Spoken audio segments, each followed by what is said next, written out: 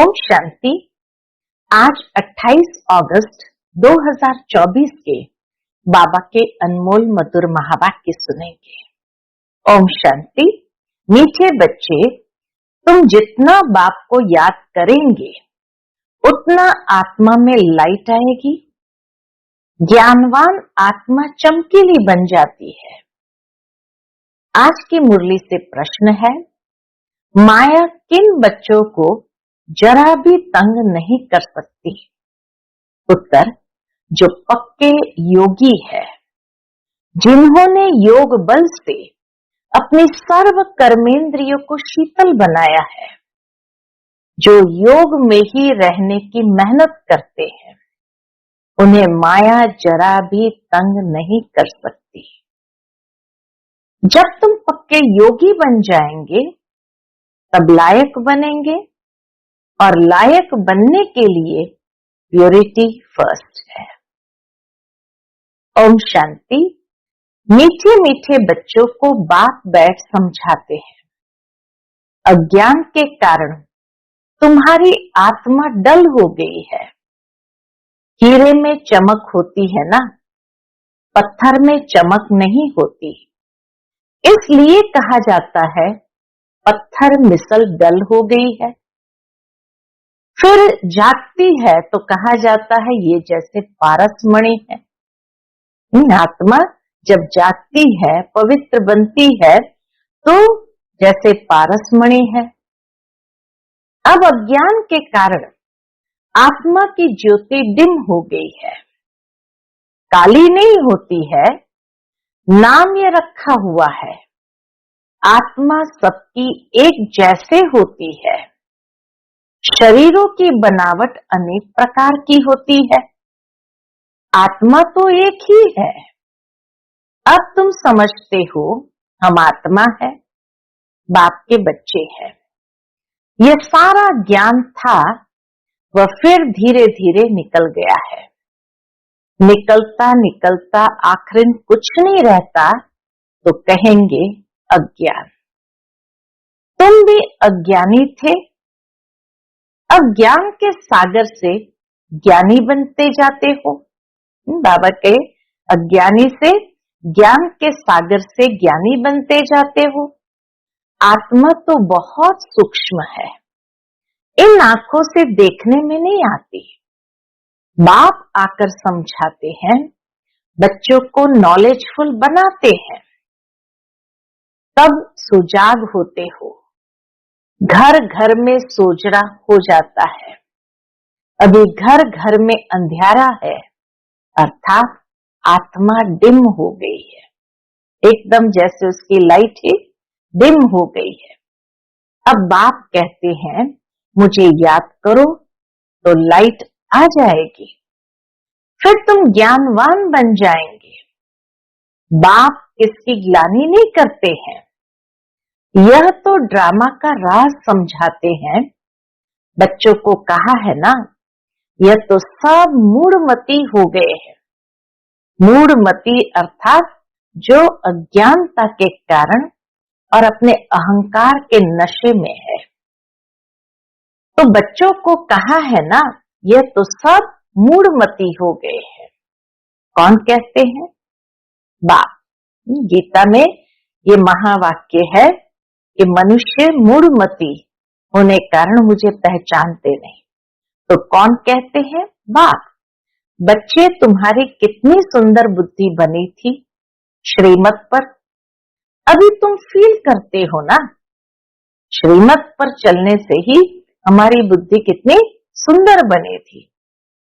तुम्हें ज्ञान मिला है, ज्ञान को पढ़ाई कहा जाता है। बाप की पढ़ाई से हमारी ज्योति जग गई है। इनको ही सच्ची सच्ची दीपावली कहा जाता है। छोटेपन में मिट्टी के दीपक में तेल डाल ज्योति जगाते थे, वह तो रस्म चलती रहती है, उनसे कोई दीपावली नहीं होती। ये तो आत्मा जो अंदर है वह डिम हो गई है, उनकी ज्योति बाप आकर जगाते हैं। आत्मा की ज्योति जो एकदम डिम हो गई उनको बाप आकर जगाते हैं, बच्चों को आकर नॉलेज देते हैं, पढ़ाते हैं। स्कूल में टीचर पढ़ाते हैं ना, वह है हद की नॉलेज, यह है बेहद की नॉलेज। कोई साधु संत भी पढ़ाते हैं क्या? रचयिता और रचना के आदि मध्य और अंत की नॉलेज कब सुनी? कभी कोई ने आकर पढ़ाई? जाकर देखो कहाँ ये नॉलेज पढ़ाते हैं। सिर्फ एक बाप ही पढ़ाते हैं, तो उनके पास पढ़ना चाहिए।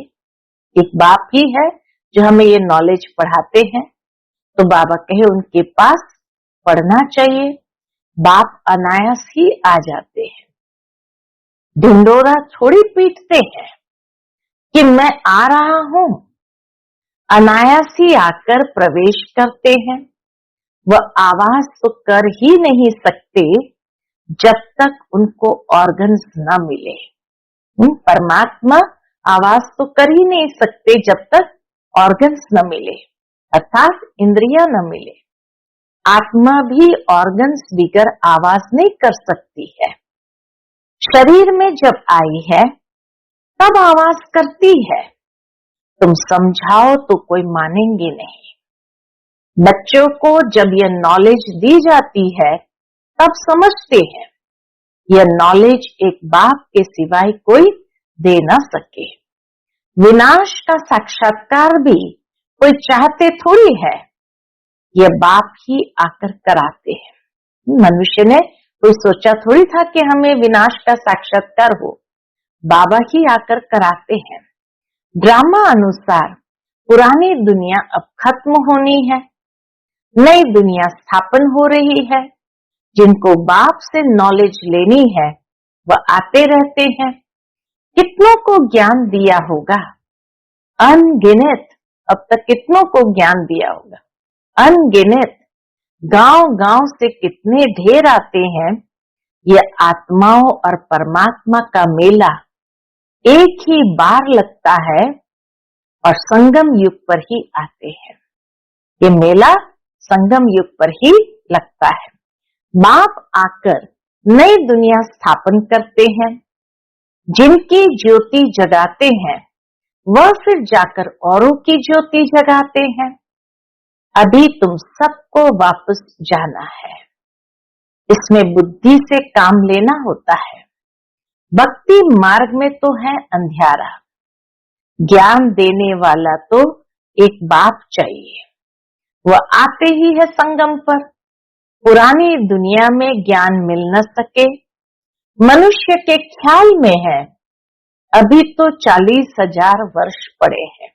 बाबा के मनुष्य तो अभी सोचते हैं 40,000 वर्ष पड़े हैं, बिल्कुल ही घोर अंधियारे में है। समझते हैं 40,000 वर्ष बाद भगवान आएगा, जरूर आकर ज्ञान दे सदगति करेंगे। तो गोया अज्ञान है ना, इतना तो मानते हैं अज्ञान है। इनको अज्ञान अंधियारा कहा जाता है। अज्ञान वालों को ज्ञान चाहिए, भक्ति को ज्ञान नहीं कहा जाता है। आत्मा में ज्ञान है नहीं, परंतु दल बुद्धि होने कारण समझते हैं भक्ति ही ज्ञान है। एक तरफ कहते हैं ज्ञान सूर्य के आने से सोजरा होगा, परंतु समझते कुछ नहीं। गाते हैं ज्ञान सूर्य प्रगटा, अज्ञान अंधेर विनाश। किसके लिए कहते हैं ज्ञान सूर्य? कब आया ये कोई नहीं जानते। पंडित आदि होगा तो कहेगा जब कलयुग पूरा होगा तब सोजरा होगा। यह सब बातें बाप आकर समझाते हैं। बच्चे नंबरवार समझते हैं। टीचर बच्चों को पढ़ाते हैं। एक रस तो बच्चे नहीं पढ़ेंगे। पढ़ाई में एक रस मार्क्स कभी होती नहीं। तुम जानते हो कि बेहद का बाप आया हुआ है। अब पुरानी दुनिया का विनाश भी सामने खड़ा है। अभी ही बाप से ज्ञान लेना है और योग भी सीखना है। योग से ही विकर्म विनाश होंगे। बाप कहते हैं इस संगम पर ही आकर इस शरीर का लोन लेता हूं, अर्थात प्रकृति का आधार लेता हूं। गीता में भी अक्षर है और कोई शास्त्र का नाम बाबा नहीं लेते हैं। एक ही गीता है, यह है ही राजयोग की पढ़ाई। नाम रख दिया है गीता, इसमें पहले पहले लिखा है भगवान वाच। गीता में ही ये शब्द आता है भगवान वाच। अब भगवान किसको कहा जाता है? भगवान तो है निराकार, उनको अपना शरीर है ही नहीं। वह है निराकारी दुनिया जहां आत्माएं रहती है। सूक्ष्म वतन को दुनिया नहीं कहा जाता है। यह है स्थूल साकार दुनिया, वह है आत्माओं की दुनिया। खेल सारा यहाँ चलता है। निराकारी दुनिया में आत्माएं कितनी छोटी छोटी है। फिर पाठ बजाने आती है। यह ख्यालात तुम बच्चों की ही बुद्धि में बिठाए जाते हैं, इसको ही ज्ञान कहा जाता है। वेद शास्त्र को कहा जाता है भक्ति, ज्ञान नहीं। बाबा के शास्त्रों के ज्ञान को ज्ञान नहीं कहा जाता है, वह है भक्ति। तुम्हारी साधु सन्यासियों से इतनी भेंट नहीं हुई है। बाबा का तो बहुत संग रहा है। बाबा जानते हैं बच्चों ने कोई इतना साधु सन्यासियों का संग नहीं किया है, लेकिन ब्रह्मा बाबा का तो बहुत संग रहा है, बहुत गुरु किए हैं। पूछा जाता है आपने सन्यास क्यों किया, घर बार क्यों छोड़ा? कहते थे विकार से बुद्धि भ्रष्ट हो जाती है, इसलिए घर बार छोड़ा। जब साकार बाबा कभी कभी पूछते थे उन्हें कि आपने घर बार क्यों छोड़ा, सन्यास क्यों लिया, तो कहते थे विकार से बुद्धि भ्रष्ट हो जाती थी, इसीलिए घर बार छोड़ा। अच्छा, जंगल में जाकर रहते हो, फिर घर बार की याद आती होगी? बोला हाँ, बाबा का तो देखा हुआ है। एक सन्यासी तो फिर वापस घर भी गया था। यह भी शास्त्रों में है। मनुष्य वानप्रस्थ अवस्था में तब जाते हैं जब आयु बड़ी हो जाती है। छोटी आयु में तो वानप्रस्थ ले न सके। कुंभ के मेले में बहुत छोटे छोटे नागे लोग आते हैं, दवाई खिलाते हैं जिससे कर्मेंद्रियां ठंडी पड़ जाती है। तुम्हारा तो है योग बल से कर्मेंद्रिय को वश में करना। योग बल से वश होते होते आखिर ठंडी हो ही जाएगी। कई कहते हैं बाबा माया बहुत तंग करती है। वहां तो ऐसी बातें होती नहीं। सतयुग में तो माया कभी किसको तंग करती नहीं। कर्मेंद्रियां वश तब होगी जब योग में तुम पक्के होंगे, कर्मेंद्रियां शांत हो जाएगी। इसमें बड़ी मेहनत है। वहां ऐसे छीछी काम होते नहीं। बाप आए हैं ऐसे स्वर्ग धाम में ले जाने, तुमको लायक बना रहे हैं। माया तुमको नालायक बनाती है, अर्थात स्वर्ग व जीवन मुक्ति धाम में चलने लायक नहीं। तो बाप बैठ लायक बनाते हैं। उसके लिए प्यूरिटी है फर्स्ट। गाते भी है बाबा हम पतित बन पड़े हैं, हमको आकर पावन बनाओ। पावन माना पवित्र। गायन भी है अमृत छोड़ विष काहे को खाए। उनका नाम विष भी है। विकारों का नाम विष भी है जो आदि मध्यंत दुख देता है। यह भी ड्रामा में नोंद है। बाप कितना बार आए हैं, तुम बच्चों से आकर मिले हैं। तुम्हें कनिष्ठ से उत्तम पुरुष बनाया जाता है। आत्मा पवित्र होती है तो आयु भी बड़ी हो जाती है। हेल्थ, वेल्थ और हैप्पीनेस सब मिल जाती है। यह भी तुम बोर्ड पर लिख सकते हो, health wealth happiness for 21 generation 1 second. बाबा कहे ये बोर्ड पर लिखो, हेल्थ वेल्थ हैप्पीनेस माना स्वास्थ्य, समृद्धि और खुशी 21 पीढ़ी तक, और वह भी 1 सेकंड में। तो बाबा कहे health wealth happiness for 21 generation in 1 second. बाप से ये वर्षा मिलता है 21 जन्मों के लिए। कई बच्चे बोर्ड लगाने से भी डरते हैं। बोर्ड तो सबके घर पर हो रहता ही है ना। बाबा कहे बोर्ड तो सबके घर पर रहता ही है। तुम सर्जन के बच्चे हो ना, तुमको हेल्थ वेल्थ हैप्पीनेस सब मिलती है, तो तुम फिर औरों को दे सकते हो, तो क्यों नहीं बोर्ड पर लिख देते हो।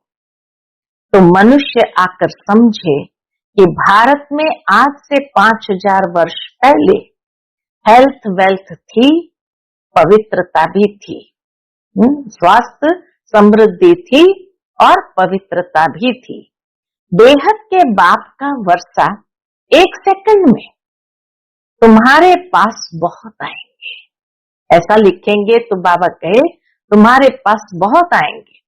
तुम बैठ समझाओ, यही भारत सोने की चिड़िया थी, इन्हों का राज्य था, फिर ये कहां गए।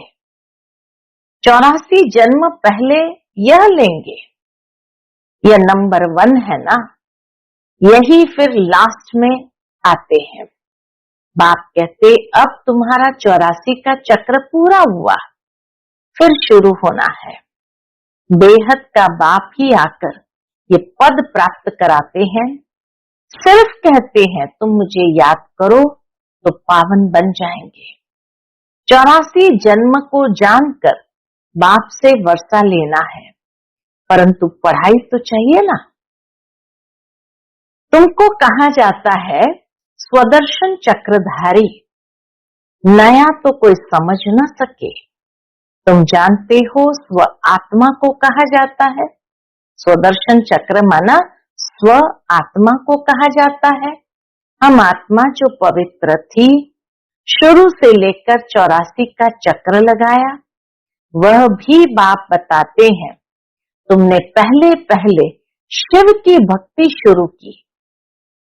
तुम तो अव्यभिचारी भक्त थे, बाप के सिवाय कोई समझा न सके। बाप कहते हैं मीठे मीठे बच्चों, तुमने पहले पहले ये जन्म लिया। कोई शाहूकार होगा तो कहेंगे ना कि आगे जन्म में इसने ऐसा कर्म किया है, इसीलिए ऐसा घर में जन्म हुआ है। कोई रोगी होगा तो कहेंगे पिछले कर्म का हिसाब किताब है। मनुष्य के कर्मों के अनुसार ही उसकी जन्म की क्वालिटी है। अच्छा, इन लक्ष्मी नारायण ने कौन से कर्म किए, ये बाप बैठ समझाते हैं। इनके 84 जन्म पूरे हुए, फिर फर्स्ट नंबर में आना है। भगवान संगम युग पर ही आकर राजयोग सिखलाते हैं। अभी तुम समझ रहे हो कि बाबा हमें राजयोग सिखला रहे हैं, फिर भी तुम भूल जाएंगे। बाबा कहे फिर भी तुम भूल जाएंगे। कर्म अकर्म और विकर्म की गुह्य गति भी बाप ने समझाई है। रावण राज्य में तुम्हारे कर्म विकर्म हो जाते हैं, वहां कर्म अकर्म होते हैं। वहां रावण राज्य ही नहीं, विकार होता नहीं, वहां है ही योग बल, जबकि योग बल से हम विश्व के मालिक बनते हैं। तो जरूर पवित्र दुनिया भी चाहिए। पुरानी दुनिया को अपवित्र, नई दुनिया को पवित्र दुनिया कहा जाता है। वह है वाइसलेस वर्ल्ड, यह है विशेष वर्ल्ड। बाप ही आकर वैश्यालय को शिवालय बनाते हैं। सतयुग है शिवालय। शिव बाबा आकर तुमको सतयुग के लिए लायक बना रहे हैं। लक्ष्मी नारायण के मंदिर में जाकर तुम पूछ सकते हो। क्या पूछेंगे? आपको मालूम है इन्होंने ये पद कैसे पाया? बाबा के पूछो, विश्व के मालिक कैसे बने? बाप कहते हैं तुम नहीं जानते हो, हम जानते हैं। तुम बाप के बच्चे ही कह सकते हो कि हम आपको बता सकते हैं इन्होंने ये पद कैसे पाया। इन्होंने ही पूरे 84 जन्म लिए, फिर पुरुषोत्तम संगम युग पर आकर बाप ने राजयोग सिखलाया है और राजाई दी है। उसके पहले नंबर 1 पति थे, फिर नंबर 1 पावन बने। सारी राजधानी है ना, तुम्हारे चित्रों में सब क्लियर है। इन्हों को राजयोग किसने सिखलाया? ऊंच से ऊंच है ही परमात्मा। देवताएं तो सिखला न सके, भगवान ही सिखलाते हैं, जिसको नॉलेजफुल कहा जाता है। बाप, टीचर, सतगुरु भी कहा जाता है। ये सब बातें वही समझ सकते हैं जिसने शुरू से शिव की भक्ति की होगी। बाबा कहे ये सब बातें वही समझ सकते जिसने बहुत शिव की भक्ति की है। मंदिर बनाने वालों से तुम पूछो, आपने ये मंदिर बनाया है, इन्होंने ये पद कैसे पाया? इन्हों का राज्य कब था? फिर ये कहां गए? अब ये कहां है? तुम 84 की कहानी बताओ तो बहुत खुश हो जाएंगे। चित्र पॉकेट में पड़ा हो, तुम किसको भी समझा सकते हो। शुरू से जिसने शिव की भक्ति की होगी वह सुनते रहेंगे, खुश होते रहेंगे। तुम समझ जाएंगे यह हमारे कुल का है। दिन प्रतिदिन बाबा बहुत सहज युक्तियां बतलाते हैं। तुमको अब समझ मिली है, परम पिता परमात्मा ही सर्व का सद्गति दाता है। 21 जन्मों के लिए सतयुगी बादशाही मिल जाती है। 21 जन्मों का वर्षा इस पढ़ाई से ही मिलता है। टॉपिक भी बहुत है। वैश्यालय और शिवालय किसको कहा जाता है? इस टॉपिक पर हम परम पिता परमात्मा की जीवन कहानी बता सकते हैं। लक्ष्मी नारायण के 84 जन्मों की कहानी, यह भी टॉपिक है कि लक्ष्मी नारायण के 84 जन्मों की कहानी। विश्व में शांति कैसे थी, फिर अशांति कैसे हुई, अब फिर शांति कैसे स्थापन हो रही है, यह भी टॉपिक है। शांति की भी टॉपिक है तो 84 जन्मों की भी टॉपिक है। अच्छा, मीठे मीठे सिकिलते बच्चों प्रति माता पिता बाप दादा का याद प्यार और गुड मॉर्निंग। रूहानी बाप की रूहानी बच्चों को नमस्ते। हम सब रूहानी बच्चों की रूहानी माता पिता बाप दादा को याद प्यार, गुड मॉर्निंग और नमस्ते। नमस्ते, शुक्रिया बाबा, शुक्रिया। आज की मुरली से धारणा के लिए मुख्य सार है। पहली पॉइंट, अब उत्तम पुरुष बनने के लिए याद के बल से आत्मा को पवित्र बनाना है। कर्मेंद्रिय से कोई भी विकर्म नहीं करना है। दूसरी पॉइंट, ज्ञानवान बन आत्माओं को सुजाग करने की सेवा करनी है। आत्मा रूपी ज्योति में ज्ञान योग का धृत डालना है। श्रीमत पर बुद्धि को स्वच्छ बनाना है। आज का बाप दादा का मधुर वरदान हम बच्चों के प्रति है, पॉइंट स्वरूप में स्थित हो, मन बुद्धि को नेगेटिव के प्रभाव से सेफ रखने वाले विशेष आत्मा भव। पॉइंट स्वरूप में स्थित हो, मन बुद्धि को नेगेटिव के प्रभाव से सेफ रखने वाले विशेष आत्मा भव। जैसे कोई सीजन होती है तो सीजन से बचने के लिए उसी प्रमाण अटेंशन रखा जाता है। बारिश आएगी तो छाते, रेनकोट आदि का अटेंशन रखेंगे। सर्दी आएगी तो गर्म कपड़े रखेंगे। ऐसे वर्तमान समय मन बुद्धि में नेगेटिव भाव और भावना पैदा करने का विशेष कार्य माया कर रही है। इसलिए विशेष सेफ्टी का साधन अपनाओ। इसका सहज साधन है एक पॉइंट स्वरूप में स्थित होना। एक पॉइंट स्वरूप में स्थित होना। आश्चर्यों और क्वेश्चन मार्क के बजाय बिंदु लगाना अर्थात विशेष आत्मा बनना।